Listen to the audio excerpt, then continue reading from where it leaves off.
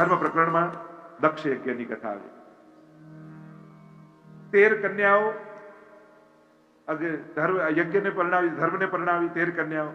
14મી કન્યા સ્વાહા અગ્નિદેવને પરણાવી, 15મી કન્યા સ્વધા પિતૃને પરણાવી અને 16મી કન્યા સતી એના વિવાહ મહાદેવજી સાથે કર્યા. મહાદેવજી સાથે વેર બંધાઈ ગયું દક્ષને, અને સસુર અને જમાઈને વેર બંધાય તો આવી બંને કન્યા, અને પાછા મોટું પદ મળી ગયું, સત્તા મળી ગઈ. જો ઘણીવાર મળેલા ગુણ, પદો, પ્રતિષ્ઠા એ જ માણસના પતનનું કારણ બની જતું હોય. એટલા માટે જીવનમાં જ્યારે પણ સફળતા મળે ત્યારે વધારે સાવધાન રહે. ક્યારે પણ દુર્ગુણોનો અહંકાર હોતો નથી, સદગુણોના જ અહમ આવે. ક્યારે કોઈ વ્યક્તિ તમને એવું જો મારા જેવો ગુસ્સો કોઈ ના કરી શકે, કોઈને ક્રોધ માટે અહંકાર થયું છે, મારા જેવો લોભ કોઈ ના કરી શકે, મારા જેવી ઈર્ષા કોઈને ના થાય. ક્યારે દુર્ગુણોનો અહંકાર કોઈને થાય? પણ હા, મારા જેવા પાઠ કોઈને ના આવડે એનો થાય, મારા જેવા કીર્તન કોઈને ના આવડે એનું થાય, મારા જેવો ઉદાર કોઈ નહીં હો, દાતા કોઈ નહીં એનું થાય. એટલે સદગુણ અને સત્કર્મો જે કરે છે ને, સાવધાન એને જ રહેવાનું. જેની અંદર કોઈ ગુણ જ નથી એને, એની પતનની સંભાવના ઘણી વાર ઓછી થઈ જાય, કારણ કે અહંકાર આવતો નથી. દુર્ગુણ વાળો વ્યક્તિ ઘણીવાર અહંકારથી બચી જાય, અને સદગુણ વાળો વ્યક્તિ એક અહંકારને કારણે પડી જાય. એટલે આ અહંકારથી હંમેશા બચે. ઘણી વાર લોકો અમને કે જે કાંઈ નથી કરતા એને કોઈ નથી કહેતું, અમે પાઠ કરીએ, સેવા કરીએ, આ બધું સાચવીએ, પાડીએ, તો એ બધા અમને ટોકતા હોય. એ પેલું કહેતા કે છોકરો પપ્પા પાસે આવ્યો ને કહ્યું મારે ધંધામાં લાગી જવું, ઝવેરાતનો ધંધો. પપ્પાએ કહ્યું ઠીક છે, આ હીરા લઈ અને બાજુના ગામમાં આપ્યા, અને સ્ટેશને છોડવા આવ્યા. પપ્પા ટ્રેનમાં બેસાડવા છોકરાને, પહેલી વાર જતો હતો ધંધામાં, અને બેસાડ્યો સીટ ઉપર. કહું જો સાચવજો, આ જાય બાથરૂમ તો આ સાચવીને જજે, સાથે લઈ જજે, તકિયા નીચે રાખી જજે, જોતો રહેજો, હાથ લગાવતો રહેજે, હીરા છે. 100 વાર એને ટોકી દીધો. દીકરો એ કંટાળી ગયો. પપ્પા જો સામે આ બધા છોકરાઓ બેઠા, કોઈના પપ્પા એને ટોકે છે, અને તમે મને 100 વાર વળી દીધો, આ શા માટે આવું કરો છો? પપ્પા કે એ લોકો ફરવા જાય છે અને તારી પાસે હીરા છે એટલા માટે તને કહેવું પડે. જે દુનિયામાં ફરવા જ આવ્યા છે એને કાંઈ કહેવાની જરૂર નથી, પણ જેની અંદર ભાવનો હીરો ભગવાને આપ્યો છે એને સાચવવા માટે કહેવું પડે છે કે તમને ભગવાને જે ભાવરૂપી રત્નો આપ્યા છે એ કોઈ ચોરી ન જાય, એટલા માટે સાવધાન રહે, એને સાચવતા રહે. અને જેની પાસે કાંઈ જ નથી એને કાંઈ કહેવાની જરૂર નથી. એ તો પુનરપી જનનમ પુનરપી મરણમ પુનરપી જનની જઠરે શયનમ, એની તો આ યાત્રા ચાલતી જ રહેવાની. પણ જેને આ જન્મમાં તરી જવું છે એને સાવધાન રહેવું પડે. અહીંયા દક્ષ ને મહાદેવજી સાથે વેર બંધાય. જો વૈષ્ણવ જોડે જ્યારે પણ વેર બંધાય ને ત્યારે ભગવાન નારાજ થાય. વૈષ્ણવાનામ યથા શંભુ, એમ કહ્યું. વૈષ્ણવ મહાદેવજી જેવો કોઈ વૈષ્ણવ નથી. અહીંયા વેર બંધાયું દક્ષ, કહ્યું કે હવે આજ પછી યજ્ઞમાં ભાગ કાઢી નાખ, અપરાધ કાઢી ને. તો મહાદેવજીનો દક્ષ આવ્યા અને બ્રહ્માજી અને મહાદેવજી ઉભા ન થયા. બ્રહ્માજી મોટા છે એટલા માટે, અને મહાદેવજી ભગવાનના ધ્યાનમાં હતા. જે ભક્તિ કરતો હોય એની ભક્તિમાં વિક્ષેપ નહીં પાડે. જે પ્રભુનું નામ લેતો હોય, સેવા કરતો હોય, પાઠ કરતો હોય, બને તો કોશિશ કરજો કે તમારા લૌકિક કાર્યને કારણે એની સેવા ખંડિત ન થાય, એની સેવાને ભક્તિમાં વિક્ષેપ ન પડે. કદાચ તમે મોડા ઉઠ્યા અને બહેન માળા ફેરવી રહ્યા છે, એ દિવસે ચા જાતે બનાવી લેજો.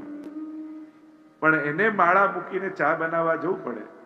કમથી કમ આટલું તો તપ કરીએ કે થોડી વાર બેસી જઈએ, થોડી વાર એને વિક્ષેપ ન પાડીએ, એને થોડી વાર સેવામાં કોઈ પણ વિચલિત એનું મન ન થાય પ્રભુમાંથી એનો પ્રયાસ કરજો. સેવા કરી ન શકો પણ જે કરી રહ્યા છે એને સહાયક થઈ જાવ ને, એ પણ તમારી સેવા જ છે. સેવા કરતા હોય ને પ્રતિબંધ રૂપ ન થઈએ, એ પણ સેવા જ છે. તો કમથી કમ આટલું એક રિસ્પેક્ટ સેવા માટે. ઘણી વાર વ્યક્તિ માટે આપણને આદર ન હોય, પણ એ જે કાર્ય કરી રહ્યા છે એ કામ માટે તો આદર હોય. હમણાં એ પ્રભુની સેવામાં છે, હમણાં એ પ્રભુનું નામ લઈ રહ્યા છે, હમણાં એ પ્રભુની ભક્તિ કરી રહ્યા છે.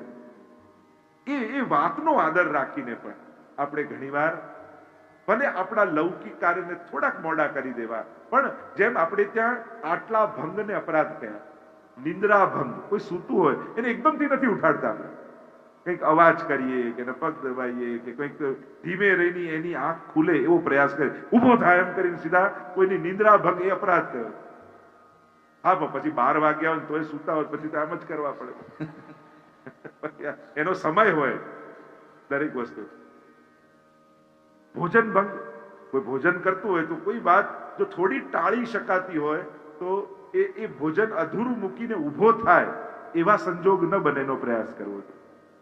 જયારે બહુ જ પેલું ના હોય એમ થાય કે આ ભોજન કરી લે પછી, પણ બહેનોને થાય કે હમણાં જ હાથમાં આવ્યા છે પછી તો ઉભા નથી રહેવાના, એટલે જમતા ટાઈમે જ બધું ઠાળવી દે, કારણ કે એમ તો સામે બેસવાના નથી.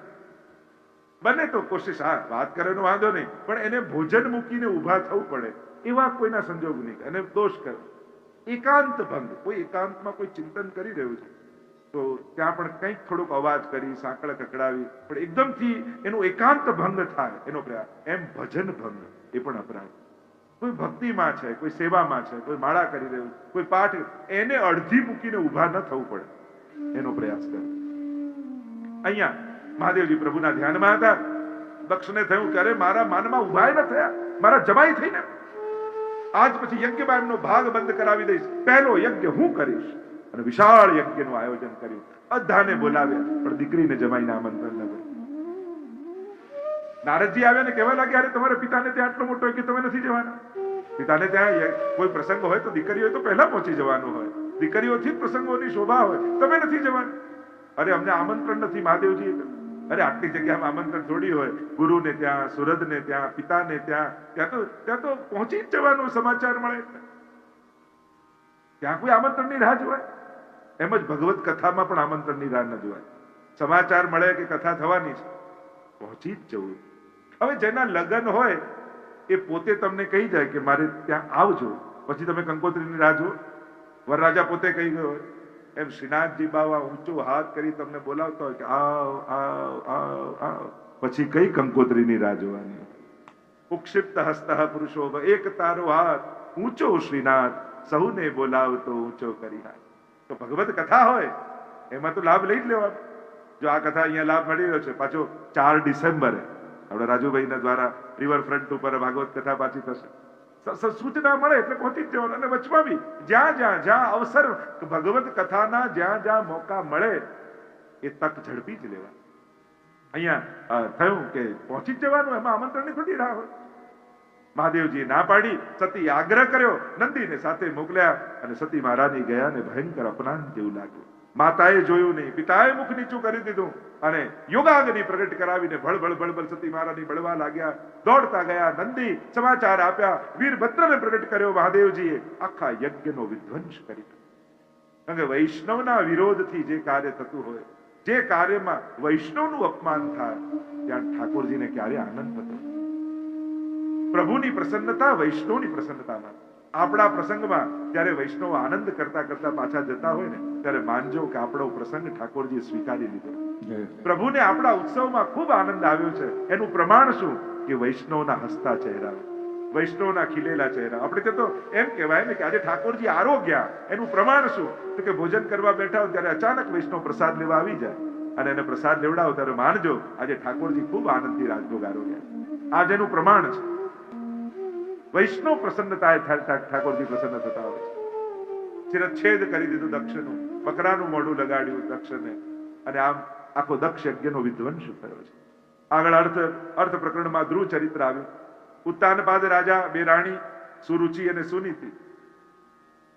આધ્યાત્મિક અર્થ કરીએ, જન્મ લેનારો દરેક બાળક ઉત્તાનપાદ હોય, જેના પગ ઉપર અને મસ્તક નીચે. જન્મ લે એટલે બે રાણી સામે આવે, સુરુચિ અને સુનીતિ. એક ઈચ્છાઓનો માર્ગ, રુચિનો માર્ગ, એક નીતિનો માર્ગ. રુચિ બધાને પ્રિય હોય છે અને નીતિ બધાને અમાનીતિ હોય. રાજાને એમ જ છે.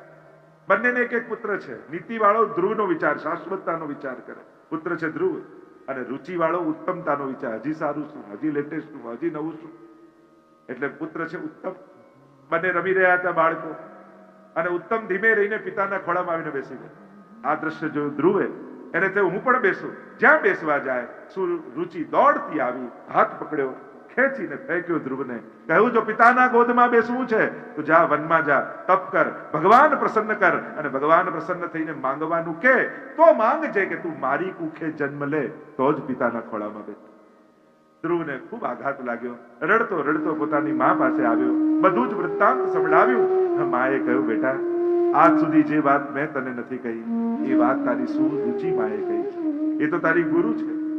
આજ સુધી મેં તને એમ નથી કહ્યું કે જ્યાં ભગવાનને પ્રસન્ન કરે. બેટા, એવા ખોળાની રાહ ન જોઈશ જે આજે છે ને કાલે નહીં રહે. બેસવું હોય તો એવી ગોદમાં બેસ જ્યાંથી તને કોઈ ઊભું ન કરી શકે. અને એ તો પરમ પિતાની ગોદ છે. ધ્રુવજી નીકળ્યા છે ઘર છોડીને, નક્કી કર્યું બેસવું છે તો પરમ પિતાની ગોદમાં બેસ. નારદજીને આશ્ચર્ય થયું, ક્યાંક આવેશમાં આવીને ઘર છોડીને તો નથી દેતો ને. ડરાવ્યા ધ્રુવજીને, અરે ત્યાં તો ભયંકર પશુ હશે, મારી નાખશે, ખાઈ જશે. હવે કોઈ ભય નથી. હવે પામવા છે તો પરમાત્માને પામવા છે. હવે મારું મન ડગશે નહીં. જ્યારે દ્રઢતા જોઈ ત્યારે નારદજી દ્વાદશાક્ષર મંત્રની દીક્ષા આપી. કહ્યું કે આ મંત્ર જપતો જપતો જા. વ્રજ સુંદર રડિયામણું સ્થાન છે, યમુનાજીનો પરમ પાવન તટ છે, અને ત્યાં મધુવન નામનું વન છે. ત્યાં જઈને તપ કરજે, પરમાત્મા પ્રસન્ન થશે. હવે તો ગુરુ મળ્યા, મંત્ર મળ્યા, અને ધ્રુવજી ચાલ્યા. ઓમ નમો ભગવતે વાસુદેવાય. આવ્યા છે મધુવનમાં, તપ કર્યું છે, અન્ન જળનો ત્યાગ કરી દીધો, કેવલ યમુના જળના પાન કરી અને ધ્રુવજી ભગવત નામ લેતા લેતા તપ કરી રહ્યા છે. महाप्रभु जी એટલે સંકેત કર્યો, ध्रुव पराशरा अभिष्ट दे. यमुनाष्टक में महाप्रभु जी ने कहा, ध्रुव जी और पराशर को अभिष्ट फल देने वाली श्री यमुना जी. ध्रुव जी एक तप द्वारा भगवान ने मेळव्या. महाप्रभु जी के केवल तप द्वारा नहीं, यमुना जी ની કૃપા દ્વારા મેળવ્યા. એ અભિષ્ટ ફળ તો यमुना जी આપ્યું. કારણ કે તપ કરનારા તો હજારો લોકો છે, અનેક લોકો તપ કરે, હજારો વર્ષ તપ કરે, છતાંય ભગવાન મળતા નથી. પણ યમુના પાન કર્યા તો મુકુંદ રતિ વર્ધિની, પરમાત્મામાં પ્રેમ પ્રગટાવનારી યમુનાજી છે. અને એ યમુનાજીની કૃપા થકી પ્રેમ કે બંધ તે ગહીજુ રાખે, તુમ જા પઠાવસ તહાં વધાવસ. 41 પદમાં કહ્યું ને, પ્રેમના ભક્તિ યમુનાજી એક કહી રાખ્યા છે. અને જ્યાં યમુનાજી મોકલે ત્યાં ઠાકોરજી આવે. અને યમુનાજીએ કહ્યું, પ્રભુ જલ્દીથી દોડીને જાઓ, આપનો ભક્ત આપની પ્રતીક્ષા કરી રહ્યો છે. ચતુર્ભુજ નારાયણ સ્વરૂપે પરમાત્મા ધ્યાનમાં આવ્યા. ધ્રુવજીના ચિત્તમાં આનંદ આનંદ થવા લાગ્યો અને ક્ષણમાં તો અંતર ધ્યાન થઈ ગયા. વિવળ બનેલા ધ્રુવજીએ જ્યાં નેત્રો ખોલ્યા ત્યાં ધ્યાનમાં આવેલા પરમાત્મા સામા ઉભેલા દેખાયા. હૃદય ભરાઈ આવ્યું, નેત્રો ગદગદિત થઈ ગયા, બોલવા માંગે પણ ધ્રુવજીની વાચા ફૂટતી નથી. અને ત્યારે પરમાત્માના ચતુર્ભુજ પરમાત્માના હાથમાં રહેલો શંખ ભગવાને ધ્રુવના ગાલમાં લગાડ્યો અને વાણી ફૂટી. યોંતઃ પ્રવિશ્ય મમ વાચમીમાં પ્રસુપ્તાં સંજીવયત્ત કિલ શક્તિધરસ્વ દામ્ના અન્યાંશ હસ્ત ચરણ શ્રવણત્વ ગાદિન પ્રાણાન નમો ભગવતે પુરુષાય તુભ્યં. પ્રભુ, અમે આપના ગુણગાન નથી કરતા, આપ જ વાણી રૂપે બોલાવડાવો. અમે આપના દર્શન નથી કરતા, જોવાની તાકાત અને શક્તિ તો આપ જ. અમે દોડી દોડીને સેવા નથી કરતા, આ દોડાવવાની શક્તિ પણ આપની જ છે. એટલે જ પુષ્ટિ માર્ગમાં એમ કહેવાય, ઠાકોરજી કૃપા કરીને સેવા લે છે. હું સેવા કરું છું એમ નથી કહેતા. હા, પ્રભુ કૃપા કરીને સેવા અંગીકાર કરે. પ્રભુ લે છે અમારી સેવા. પ્રભુ ન ઈચ્છે ને તો એક મણકો ફરી ન શકે. પ્રભુ ન ઈચ્છે ને તો એક ડગલું ઉઠી ન શકે. પ્રભુ ન ઈચ્છે તો જીભ બોલી ન શકે. પ્રભુ ન ઈચ્છે તો કથાનો એક શબ્દ પણ કાનમાં પહોંચી ન. કહેતા ને, આમ ઘણા સાહિત્યકારો કહે ને કે એકને ભાગવત કથા થતી હતી ને શોભાયાત્રા ચાલતી હતી અને શોભાયાત્રામાં માથે પોથી લીધેલી મુખ્ય મનોરથની, અને પેલા બોમ્બ ફોડ્યો ને એવો ફોડ્યો કે કાન બંધ થઈ ગયા, સંભળાય જ નહીં. પેલું આમ ઘસે ઘસે ઘસે બંધ. 7 દિવસ કથા રહી, એમને એમ બેઠો રહ્યો. 7મા દિવસે પાછી પોથી યાત્રા નીકળી, પેલા બોમ્બ ફોડ્યો ત્યારે ખુલ્યા. કથા પણ ભાગ્યમાં હોય તો જ શ્રવણ કરવા મળે. બાકી આપણે એમ કહીએ હું વ્યવસ્થા કરું સાંભળું તો આવી વ્યવસ્થાથી કથા ન શ્રવણ થાય. એ તો ભગવદ ઈચ્છાથી થાય. સુખદેવજીની કથામાં આપણે સાંભળીએ છીએ ને કે 3 તાળી પાડીને સ્થાન નિર્જન બન્યું, પણ ઈંડું રહી ગયું ને એમાંથી સુખ પ્રગટ થયા. અને પહેલો શબ્દ કથાનો ભાગવતનો પડ્યો. મનમાં વિચાર કરે સુખદેવજી, લોકો જીવનના અંત સમયમાં સાંભળે, અને મેં તો જીવનની પહેલી જન્મતાની સાથે જીવનની પહેલી ક્ષણમાં કથા મને મળી. પહેલો શબ્દ કથાનો મારા કાનમાં પડ્યો. મારા જેવો ભાગ્યશાળી બીજો કોણ? જન્મતાની સાથે મુક્તિ છે, મરણની સાથે મુક્તિ નથી સુખદેવજીની, જીવનની સાથે મુક્તિ છે. કારણ કે કથાનો શબ્દ પહેલો પડ્યો. આ ભગવત કથાનો પ્રભાવ. ભગવાનની આ દિવ્ય કથા, એની કૃપા સિવાય શ્રવણ કરવાનો લાભ લઈ શકાતો નથી. દરેક વસ્તુમાં વ્યવસ્થા કે કેવલ આપણે ગોઠવી દીધું એટલે થઈ ગયું એવું નથી હોતું. એની ઈચ્છા હતી એટલે ગોઠવાય. અહીંયા ભગવત કથા કહ્યું કે પ્રભુ આપ કૃપા કરો તો અમે સેવા કરીએ. સ્તુતિ કરતા કરતા ધ્રુવજીએ કહ્યું મને કોઈ ભગવતીનો સંગ આપજો, જેના સંગથી આપની સત્સંગ કરતા કરતા હું ભવપાર ઉતરી જાય. કૃપા કરી છે પ્રભુએ, ધ્રુવ લોક આપ્યો છે. ધ્રુવજી પર કૃપા થઈ. આગળ અનેકવિધ કથાઓ આવી. જ્યારે ધ્રુવજી તપ કરવા ગયા, ગંગાજી અવાજ કરીને વહેતા હતા અને ત્યાંથી શાંત થઈને વહ્યા. મૃત્યુના માથે પગ મૂકીને ધ્રુવલોક પ્રાપ્ત થયું છે. ધ્રુવજીના અંગ થયા, અંગના વેન થયા. વેન બહુ નાસ્તિક થયા. પ્રજા એમને માર્યા, બાહુનું મંથન કર્યું અને એમાંથી બોલીએ પૃથુ ભગવાન કી જય. પૃથુ ભગવાનનું પ્રાગટ્ય કહેવાય છે કે પૃથ્વી શબ્દ પૃથુ રાજા પરથી આવે, કારણ કે આ સમસ્ત માનવ જાતિને સુવ્યવસ્થિત કરવાનું કાર્ય પૃથુ રાજાએ કર્યું. ગમે ત્યાં રહેતા હતા, એમને નગર રચના, ગામની રચના એમને બનાવી. ખેતી કેમ કરવી, અનાજ કેમ પકવવું એ પૃથુ ભગવાને શીખવાડ્યું. ખદાનોમાંથી ખનીજો કેમ કાઢવા એ પૃથુ ભગવાને શીખવાડ્યું. 1 2 3 4 5 આ 5 સેકન્ડ ગઈ. તમારા જીવનનું બધું આપી દો, આ 5 સેકન્ડ પાછી આવે તો કિંમતી શું છે? આ 5 સેકન્ડ કે બધું ભેગું કરેલું સમય પાછો નથી આવે. પછી કરીશ ને શાંતિથી કરીશ ને પરણી જાય પછી કરીશ ને આ થઈ ગયા પછી, અરે કોણ જાણે કેવો સમય આવવાનો. આ બધું મનમાં રહી જાય અને કાંઈ પૂરું ન થાય. જે કરવું છે કરી જ લેવાનું. બહુ ભવિષ્યના લાંબા પ્લાનિંગ કરો, કોણ જાણે સમય ક્યારે કેવી કરવટ લે, કેવો મોડ લે, કોઈને ખબર નથી. જે મનમાં સંકલ્પો હોય પૂરા કરતા રહે. અને એમાં પણ લૌકિક કાર્યોના ભવિષ્યના પ્લાનિંગ કરો તો ચાલે, અલૌકિક કાર્યોને બહુ ટાળવાનું. એ તો મનમાં વિચાર આવ્યો એટલે કરી જ લેવાનું. આખી માનવ જાતિને સુવ્યવસ્થિત કરવાનો શ્રેય પૃથુ રાજાને થયો. શ્રેષ્ઠ રાજા થયા. સમય થયો, રાજપાટ ત્યાગી અને વનમાં જઈને તપ કર્યું છે. તપ કરીને પ્રભુ પ્રસન્ન થયા. માંગવાનું કહ્યું તો કહ્યું મને 10,000 કાન આપો. આપની કથા એવી અનંત છે કે આ 2 કાનથી સાંભળું છું તો તૃપ્તિ થતી નથી. મારા રૂવાંડે રૂવાંડે કર્ણેન્દ્રિયો લાગી જાય, જેથી આપની કથાના હું રસપાન કરી શકું. એમ પણ જ્યારે દર્શન કરતા હોઈએ ને ઠાકોરજીના, તેવો ભાવ રાખો મારા રોમ રોમમાં આંખો લાગી જાય તો શ્રીજીના દર્શન કરવાનો કેવો આનંદ આવે. એવો તાપ ભાવ કરો. કથા સાંભળો ત્યારે એમ કરું કે મારા રૂવાંડે રૂવાંડે કાન ઉગી જાય તો પ્રભુની કથા સાંભળવાનો કેવો આનંદ આવે. પ્રભુના ગુણગાન કરતા હોય ત્યારે એવો ભાવ કરો મારા રોમ રોમમાં જીવવા લાગી જાય તો પ્રભુના ગુણગાન. તો કે સહસ્ત્ર રસના ક્યો ન દઈ વિધાન, ગુણ અપાર મુખ એક કહાનો બરની. કારણ કે આપના ગુણો તો અનંત છે અને જીવવા એક છે. એક ચમચીથી આખું મહાસાગર ઉલેચવાની વાત આવે તો કેમ કરીને ઉલેચી શકાય? એમ આપ તો ગુણોના સાગર છો અને મારી પાસે એક જીવવા છે, કેમ આપના ગુણગાન કરી શકે? હું અસમર્થ છું, આપ સર્વ સમર્થ છો. આમ પૃથુ રાજાએ યાચના કરી છે. આગળ પ્રચેતાખ્યાન પુરંજનાખ્યાન આવ્યું. ચતુર્થ સ્કંદને વિરામ કરીએ. બોલો ગોવર્ધન નાથ કી જય, ભાગવત ભગવાન કી જય. પંચમ સ્કંદ સ્થાન લીલા, વૈકુંઠ વિજય સ્થિતિ એમ મહાપ્રભુજીએ કહ્યું. પ્રિયવ્રતના રાજ્યનું વર્ણન આવ્યું. નાભિરાના રાજાના યજ્ઞમાં બોલો ઋષભદેવ ભગવાન કી જય. આ જૈનોના આદિનાથ છે, આદિ તીર્થંકર છે. સુંદર ઉપદેશ કર્યો છે પોતાના પુત્રોને. દાવાનળમાં ઉદ્ધાર થયો. કહ્યું પોતાના પુત્રોને ભેગા કરીને કે બેટા ભોગ ભોગવવા માટે 83,99,999 યોનિઓ છે. ભક્તિ કરવા માટે એક જ યોનિ મળી છે, એ છે આ માનવ દેહ. અને આ વારે ઘડીએ નહીં મળે. આ એક મોકો છે, એક અવસર.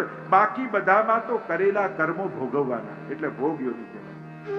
એક માનવ યોનિ એવી છે જેમાં ભગવાનની ભક્તિ થઈ શકે છે, પુણ્ય સંચય થઈ શકે છે, મુક્તિનો માર્ગ આનાથી ઉદ્ઘાટિત થઈ શકે.